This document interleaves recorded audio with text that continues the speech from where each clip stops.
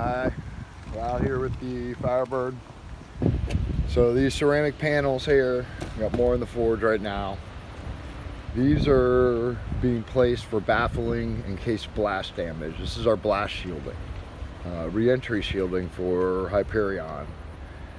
So you'll encounter multiple layers at a horizontal angle versus the vertical, right? So as a projectile comes in, it wants to hit this plate and experience more of the plate. That'll decrease the danger if anything goes wrong. Again, this is a re-entry. For re-entry, this is a base layer. This will be the layer closest to the cabin. So we have less panels, so we don't transmit as much of that heat through these panels. So down here, that's the pit. So this will be where most of the splash damage comes through, and we have to vent it somehow.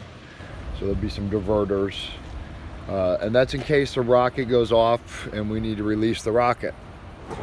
Fly high, burn hard.